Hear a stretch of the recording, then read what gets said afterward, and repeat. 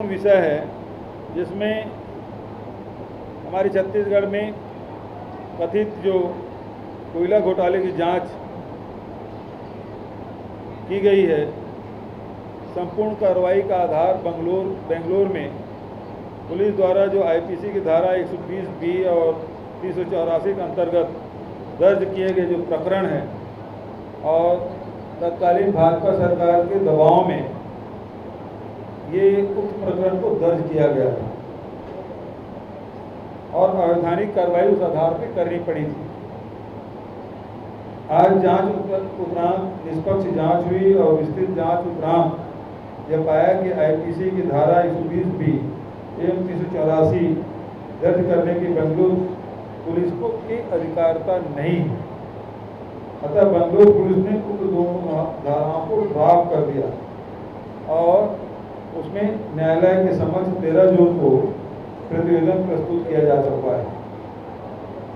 ED के द्वारा राज्य में कोयला घोटाले के संबंध में जो भी कार्रवाई की गई थी उसका मूल आधार प्रेडिकेट ऑफेंस बेंगलुरु पुलिस द्वारा दर्ज किया गया प्रकरण था। अतः अब ईडी द्वारा की गई समस्त कार्रवाई समाप्त करना बंधनकारी हो चुका है। राज्य सरकार को अवैधानिक हथकंडे अपनाकर बदनाम करने की भाजपा की साजिश बेनकाब हो चुकी है। हम लोग शुरू से ही इस बात को कह रहे हैं कि भारतीय जनता पार्टी यहाँ लड़ नहीं पा रही है और इस कारण से वो ईडी का आईटी का दुरुपयोग कर रहे हैं और राज्य सरकार को बदनाम करने की कोशिश की जा रही है। आज ये सही साबित हुआ। जो बेंगलुरु पुलिस ने, कर्नाटक पुलिस ने जो चालान प्रस्तुत किया है और उसमें पूरे जांच करने के बाद 120 बी और 384 को उन्होंने अवैधानिक पाया।